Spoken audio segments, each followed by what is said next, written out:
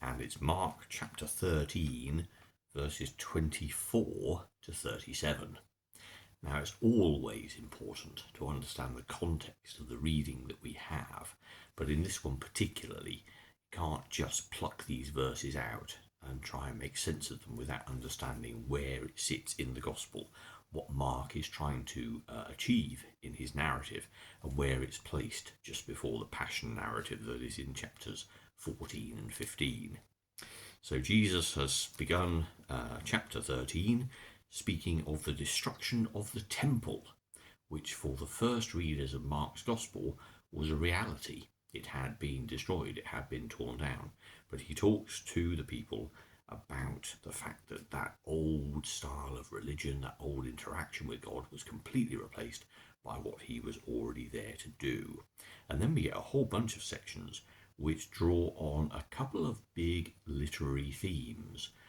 The first is apocalyptic literature, and the second is that classic style of the way in which an Old Testament religious leader would gather his disciples around him and give, if you like, his last will and testament, his parting gesture, his parting wishes.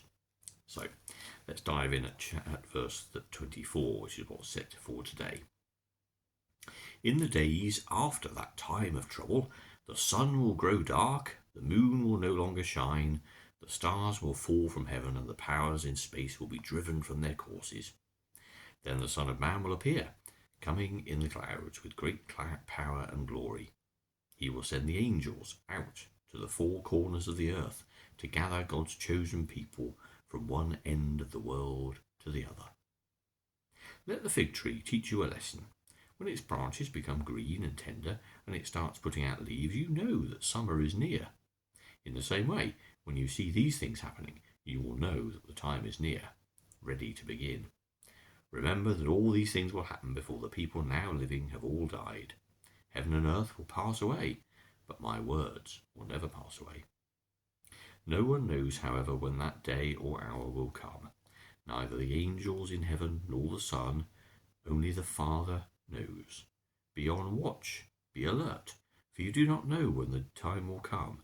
It will be like a man who goes away from home on a journey and leaves his servants in charge, after giving to each one his own work to do, and after telling the doorkeeper to keep watch.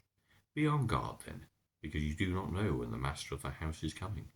It might be in the evening, or at midnight, or before dawn, or at sunrise. If he comes suddenly, you must not find him asleep.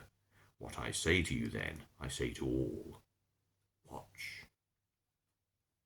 So we're diving straight in with stuff about the destruction of the world in that apocalyptic sense.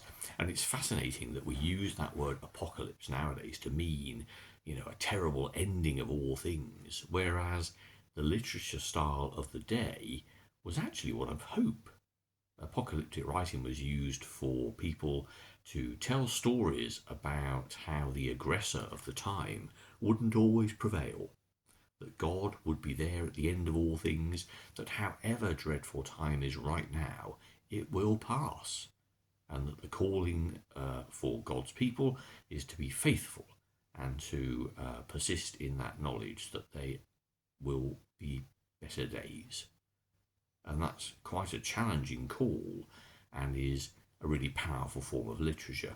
If you think in our English context of something like a pantomime drama, that is always, I think, a story of an underdog who is good and right, who is oppressed by others around them, and very badly treated, but in the end is lifted up to glory and triumph and love. And that's the literature, and you can put all sorts of different plot lines around that, but that's what it says. And it's the same with apocalyptic writing. All these things may happen. At the beginning of chapter 13, Jesus says, don't be troubled when you hear the noises of battles close by and news of battles far away. Such things must happen, but they do not mean that the end has come. And I find that interesting because a lot of people, when they're faced with apocalyptic writing, will say, oh yeah, that's right, the world today, terrible place, it's all going terribly wrong.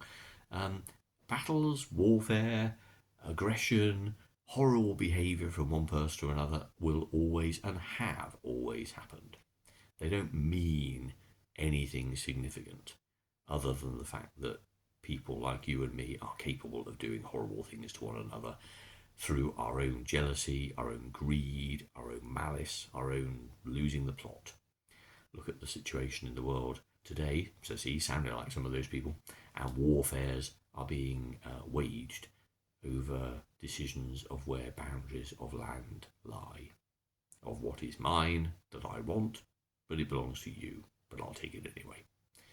These are the kind of things that have always raged in our hearts and minds, and sometimes, unfortunately, also as nations with powerful weapons. So we have this apocalyptic writing, and we have teachings about being ready and being observant. The other thing then is that style of literature that religious leaders will have. And in the beginning of chapter 13, Jesus is depicted as sitting on the Mount of Olives, a mount. Get that Old Testament reference, with Peter, James, John and Andrew, and they've come to ask him in private, when will all these things take place? So Jesus is explaining to them, if you like, the big picture. But he's not talking about an ultimate plan. He's talking about the realization of what's happening here and now. Apocalyptic writing is helpful in a way it conveys the fact that there is hope, and that however bad things are now, God is there with us, and we are to be faithful with God and keep doing what God has called us to do. That is our duty, and we shouldn't be worried about all these things going on around us. I mean, that's very easy to say when you're not in a situation where you're being bombed or oppressed or treated really badly. Of course it is.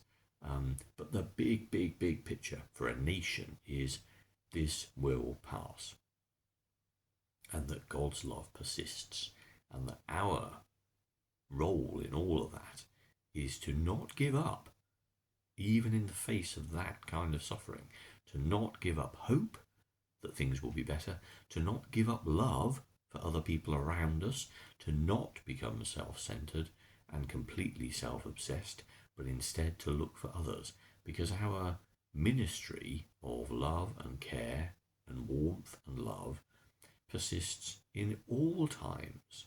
We sing lovely worship songs, don't we, of how it's good to praise God when everything's going well, by which we mean life aligns with our expectations. We are healthy, we are not poor, we are homed, we are warm, we are safe, we have relationships of love. These are the things we strive for. But of course, these songs also talk profoundly and beautifully about how there is still a need to praise God when everything's going wrong.